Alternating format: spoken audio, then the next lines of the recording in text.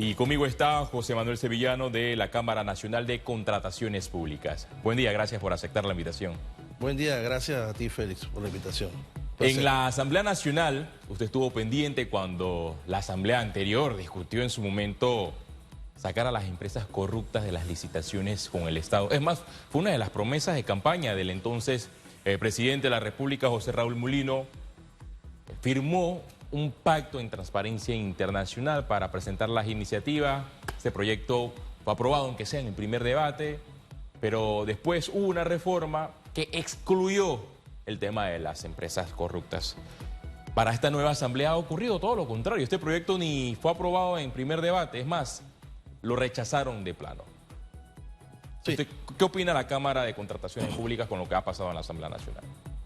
Mira, nosotros vivimos la experiencia en el año 2019, cuando se realizaron las reformas a la Ley 22 de 2006 de Contrataciones Públicas, que culminó en la Ley 153 de 2020. En aquel entonces, nosotros propusimos eso y en primer debate se aprueba que las empresas estas que incluso habían hecho acuerdo de pena aceptando corrupción no pudieran seguir licitando con el Estado. Sorpresivamente, estos mismos diputados del gobierno pasado que aprobaron ese proyecto, en el segundo debate lo cambiaron todo y quedó en lo mismo.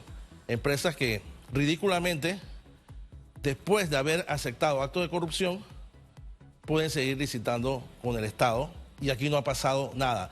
Aquí, mira, Félix, lo ridículo del caso y absurdo es que cualquier empresa que incumple un contrato, no por motivos de corrupción, sino de repente por motivos administrativos, que no lo justifico tampoco, por culpa, pues, puede ser sancionada con la inhabilitación.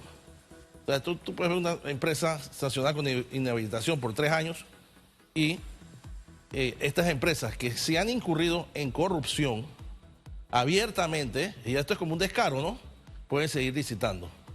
Así, yo no entiendo qué fue lo que pasó ahí en la Asamblea, pero si algún diputado estaba en desacuerdo con la forma del proyecto que presentó, creo que fue un diputado Palacios, sencillamente se puede trabajar y se puede modificar de manera que se ajuste al espíritu de evitar la corrupción. Es decir, que muy bien la Asamblea Nacional, si había que hacer algunas correcciones en este proyecto de ley en el primer debate, debió crear una subcomisión para que todos los sectores opinaran. Sí, esa podría ser una vía.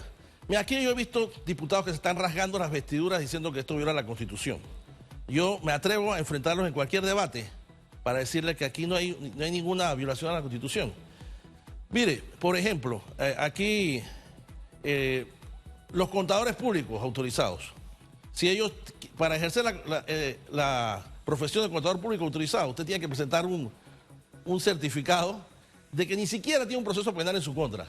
Yo no he visto que ningún diputado se haya rasgado las vestiduras diciendo eso es inconstitucional, pero aquí estas grandes empresas que han aceptado actos de corrupción siguen como Pedro por su casa. ¿Bajo qué argumento este proyecto de ley presentado en la Asamblea Nacional no es inconstitucional? Y ojo, algunos de estos diputados que advierten que el proyecto es inconstitucional y que ahora se han transformado en abogados constitucionalistas de la noche a la mañana, algunos de ellos fueron los mismos que le dieron el espaldarazo a 25 inconstitucionalidades de un contrato minero. Correcto. Mire, es que yo no veo el argumento de inconstitucionalidad. Aquí el artículo 180 de la Constitución, por ejemplo, señala que el presidente no puede haber sido condenado, no puede tener antecedente penal de haber sido condenado por delitos dolosos contra la administración pública y nadie cuestiona eso. Aquí realmente, cuando usted establece, inclusive hasta en un pliego de cargos pudiera advertirse que tú como entidad pública no quieres de invitado para hacer una obra a una empresa corrupta. Pero la ley lo debe establecer. O sea, es que, mire, usted no tiene que ser ni abogado, ¿ya? El mismo sentido común te indica que tú no puedes permitir que un ladrón entre a tu casa. Tú no puedes permitir que un violador pedófilo trabaje en una guardería. Así que yo realmente espero que recapaciten y que esto no sea una estrategia de apoyo a este tipo de empresas. Pero me causa mucha extrañeza que en lugar de seguir discutiendo, de armar una subcomisión, de llamar a las partes interesadas, de ver cómo se modifica. Ok, yo no estoy de acuerdo si algún diputado dice, yo respeto la opinión de los diputados, algún diputado expresa, no estoy de acuerdo que esto sea de por vida. Bueno, entonces modifícalo a 10 años de inhabilitación, pero no me digas que me lo vas a rechazar de plano. Odebrecht acogió una delación premiada, confesó haber aceptado y pagado sobornos para ganarse megaobras. Es más, fueron licitaciones por arriba de 4.000 millones de dólares. En varios quinquenios se hicieron las investigaciones, se dio con una sanción que supera los 200 millones de dólares.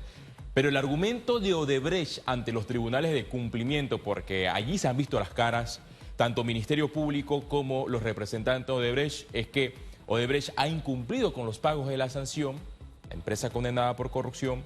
¿Y cuál es el argumento de la empresa? Es que, bueno, yo no le pago al Estado panameño porque el Estado panameño todavía no me da más proyectos. Dios mío. Bueno, digan eso a cualquier persona convicta de algún delito que le pone a pagar 10 multas, que vaya al juzgado de garantía, al juzgado de cumplimiento y le diga, no, yo no te puedo pagar porque no me han pagado una deuda. Eso es algo absurdo, ridículo. Realmente vivimos un país al revés.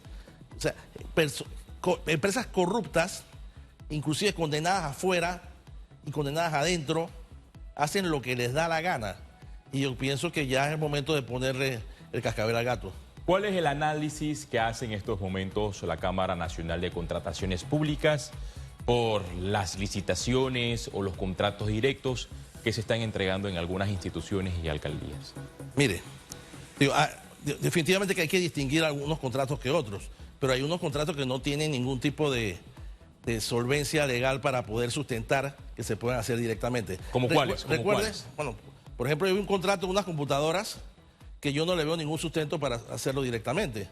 Mire, aquí hay que tomar en cuenta que el artículo 263 de la Constitución establece como principio que todas las compras del Estado deben ser por licitación pública, salvo que excepcionalmente se permita. ¿Cuándo es esto excepcionalmente, Félix?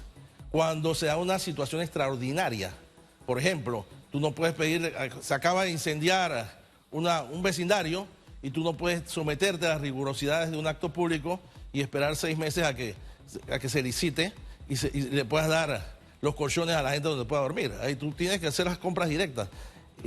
Por ejemplo, otro caso, que un tipo de bien solamente lo venda un solo proveedor en el mundo. Esos son los casos puntuales. Hay otros casos diferentes como casos de seguridad, etcétera, etcétera.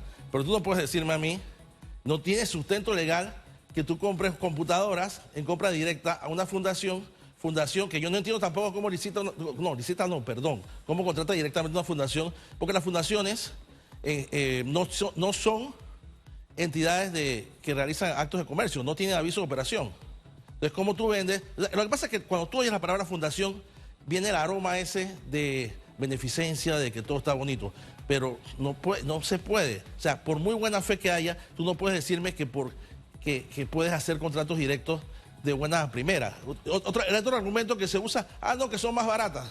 Tú no me puedes decir que son más baratos. Si usted hace que lleva a una licitación y ofrece un precio al Estado, yo no puedo llegar mañana, cuando yo sé todas las condiciones que usted tiene para ganárselo, yo no puedo llegar mañana, mira, que yo te lo vendo $1 menos. No, tú tienes que participar en el acto, tienes que hacer las cosas con transparencia. 379.000 computadoras por un costo o una inversión de 258 millones de dólares. El argumento del Ministerio de Educación es que esta cifra se traduce a un ahorro. Usted opina todo lo contrario. No, es que tú no le das la oportunidad a nadie a saber si es un ahorro o no. Porque yo no sé si yo te vendo las computadoras en $100 directamente, yo le quité la oportunidad a todo el resto de las personas a que pudieran someter una propuesta de $99 o de $90 o de $80, lo que sea. Por algo existe la Constitución Nacional. Yo no sé cómo eso lo refrendó el Contralor pasado, pero no puede estar refrendando contratos directos de buenas a primeras. No se puede. O sea, esperemos que este Contralor que viene, que por ejemplo sé que el subcontralor, no conozco el Contralor, pero el subcontralor profesional muy serio, haga los ajustes necesarios, porque Yo entiendo que el país tiene que continuar. Yo entiendo, tú tienes que combinar transparencia, justicia y eficiencia. Pero con el pretexto de eficiencia no puedes estar en pleno siglo XXI haciendo compras directas. En el marco de las contrataciones directas versus las licitaciones, ¿qué otras irregularidades ha detectado la Cámara Nacional de Contrataciones Públicas, aparte de estas laptops en el Ministerio de Educación? Bueno, mira, sería irresponsable decirte que este u otro contrato viola la ley porque no hemos visto el expediente, pero tú nada más le doy a la opinión pública los siguientes datos. Las compras directas no se hacen consuetudinariamente, son compras excepcionales. Siempre todo acto debe ir a licitación, salvo que existan situaciones extraordinarias que den lugar a que se dé una contratación directa. Cuando hay una contratación directa, el primer instinto nuestro es red flag. O sea, ¿qué pasó? ¿Por qué contratación directa? Tú tienes que sustentar por qué estás haciendo la contratación directa. No es que la ciudadanía debe sustentar por qué no se debe, por qué debe hacerse licitación. No, es la carga probatoria, la carga de convencer de que se trata de un acto que puede realizarse por contratación directa, es de la entidad que lo está haciendo. Y fíjate, aquí hay la costumbre de que atrasan los contratos para después decir que tienen una urgencia. Y ese no es el espíritu de la norma. Las urgencias no son porque el funcionario se sentó en el expediente y ahora hay apuro de hacerlo. Eso no vale. Hay una contratación que ha generado opiniones a favor y en contra, y me refiero a los 1.4 millones de dólares para una empresa que se va a encargar del alumbrado en la ciudad de Panamá. Esta es una contratación directa que viene de la alcaldía de Panamá, es decir, del alcalde Mayes Mirachi, quien ha defendido esta contratación.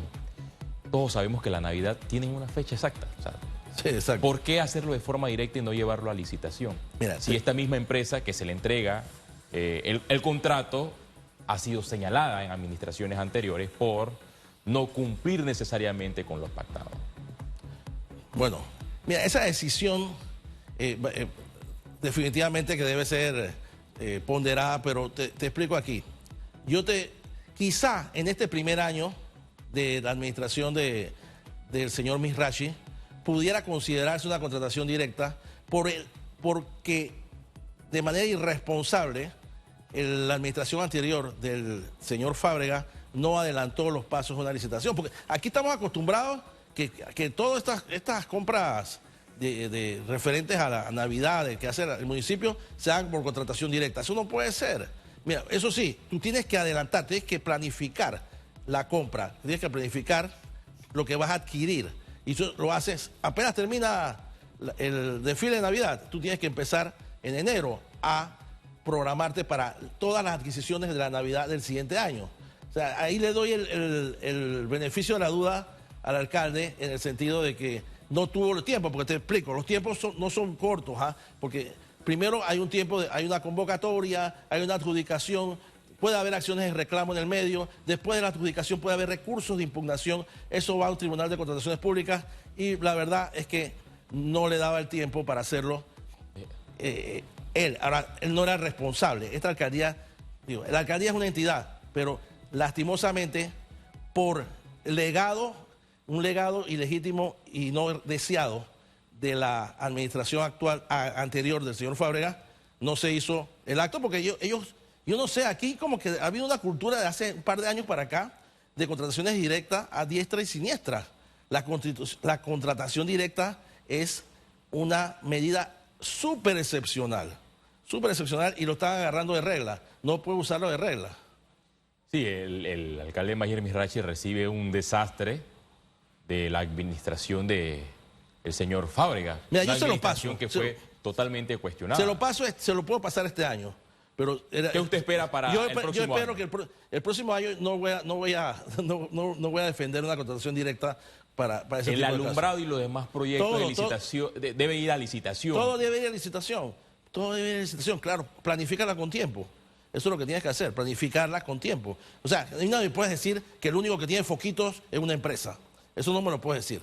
O sea, eso Las contrataciones en el Estado son importantes, también es importante pagarle a estas empresas, Claro. a los proveedores, y este gobierno ha mencionado varios proyectos de ley que deben ir en marcha para la reactivación económica. ¿Qué opina la Cámara Nacional de Contrataciones Públicas por los megaproyectos que ha anunciado el gobierno nacional?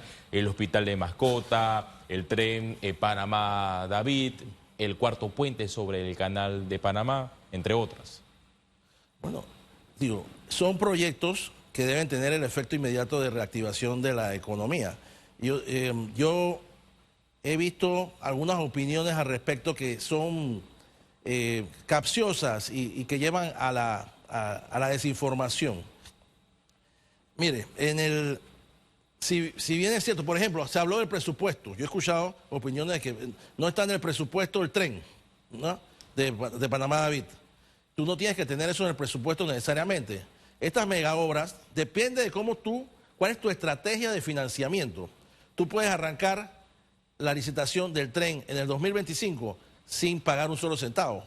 O sea, sin un centavo de presupuesto de 2025, y puedes empezar a pagar 2026, 2027, dependiendo de cómo sea la ejecución del contrato. Pero esas mega obras pueden empezar a generar empleos desde el inicio. Tú puedes, por ejemplo, el tren, te doy un ejemplo del tren. Tú inicias el proceso de licitación a principios del 2025 e incluso puedes llegar a dar la orden de proceder en el 2025 y no tienes que pagar un centavo. Puedes empezar a pagar dependiendo del avance de obra, porque son obras grandes, en el 2026, 2027, pero ya puedes empezar a reactivar la economía.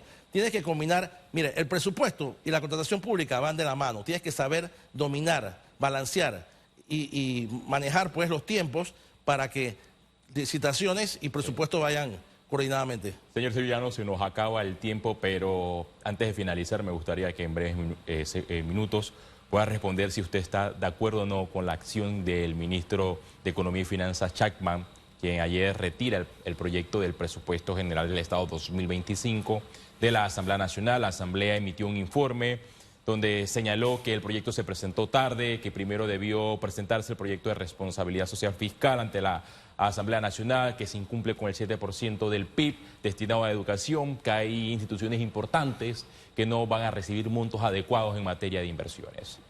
Mire, yo le voy a dar un mensaje al país. Vivimos un tiempo difícil. Ahora es momento de demostrar que con menos recursos se puede hacer lo mismo y más. Pienso que ese pudo haber sido el mensaje del ministro Chapman en los recortes. Los tiempos, no sé si los han manejado del todo bien, pero aquí es importante que empecemos a respetar al pueblo y empecemos a utilizar los fondos con responsabilidad. No porque se recorten fondos, necesariamente se recortan obras, ¿ah?